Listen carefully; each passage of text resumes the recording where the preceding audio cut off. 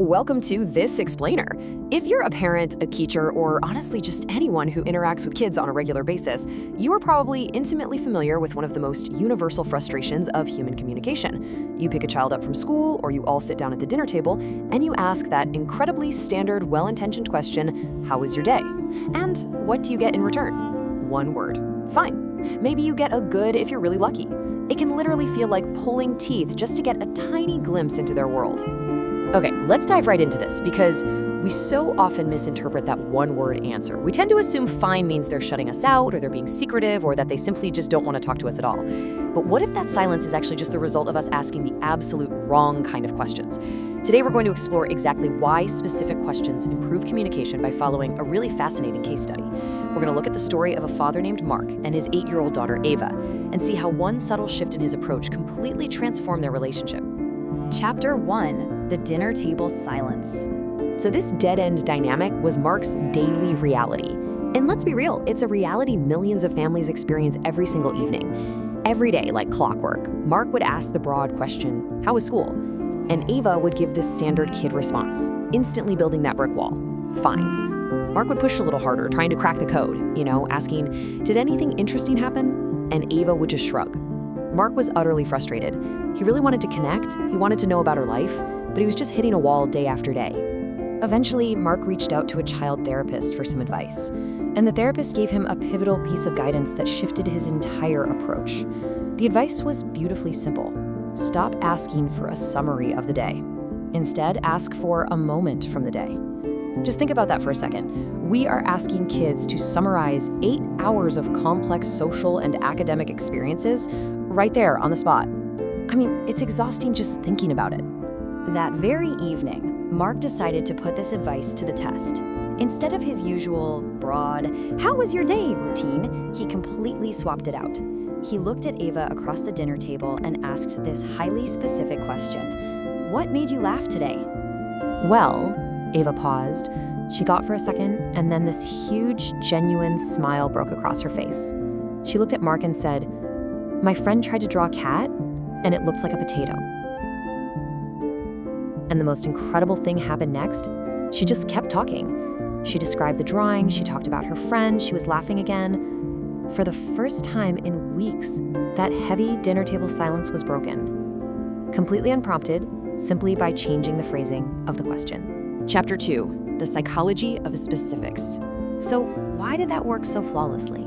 Understanding the actual science behind why specific questions improve communication is absolutely crucial to unlocking better conversations with the kids in your life.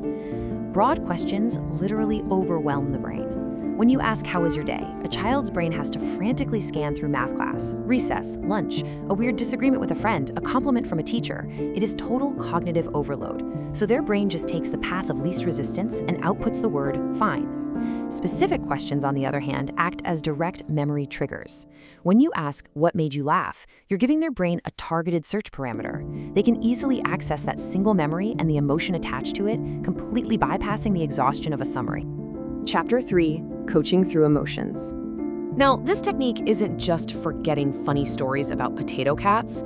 It's a profoundly effective tool for navigating the tough stuff too. Fast forward to an unusually quiet car ride after Ava's soccer practice.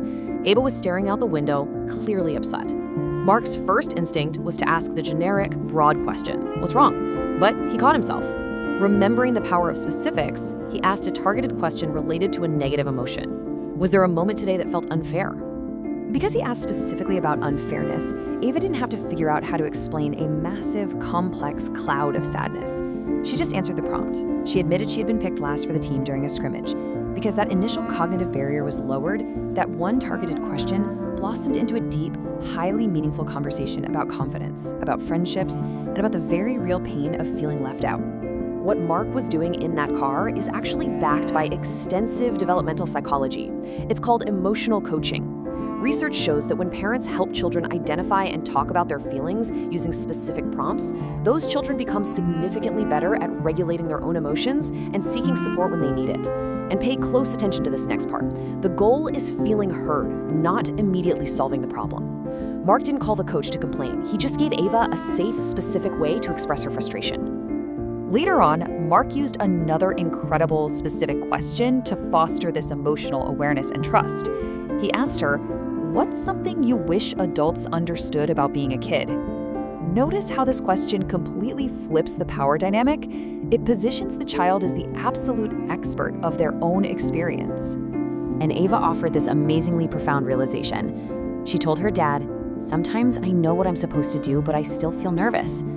Mark realized in that exact moment that she didn't need him to offer advice or try to fix her anxiety. She just needed him to understand. Because of that specific question, they spent 20 minutes talking openly about feelings. 20 minutes that never ever would have happened if he had just asked, "How are you doing?" Chapter 4, the Question Toolkit. All right, let's take everything Mark learned and build you a practical, actionable toolkit. Because understanding the psychology is great, but having the actual tools to use tonight is even better. Here are 5 science-backed, highly specific questions you can try. What made you laugh today? What surprised you today? What felt difficult today? What are you proud of today? And what's something you wish adults knew? Now, hear me clearly on this. You do not need to interrogate your child by asking all 5 of these in a row. Just swap out "How was your day?" for one of these specific memory triggers and watch how it completely transforms the dialogue. Chapter 5, the long-term payoff. So, what actually happens when you make this a habit? Let's look at how this builds over time. On day 1, Mark was stuck in the one-word "fine" loop. By week 2, using specific prompts, he was unlocking wonderful targeted moments like the potato cap drawing. But by month 3, something truly magical happened. Ava climbed into the car after school and immediately said, "Dad, guess what happened today?" Mark hadn't even asked a question yet. The conversations began flowing naturally and unprompted. You see, by asking better questions, Mark had trained himself to become a better, more attentive listener. And Ava, she finally knew he genuinely wanted to hear the details of her life. If you take away only one thing from this explainer, let it be this. Children don't always need bigger lessons from us.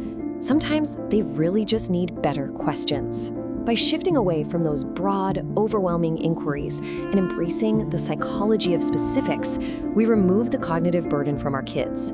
We give them a direct pathway to share their joys, their frustrations, and their inner worlds with us.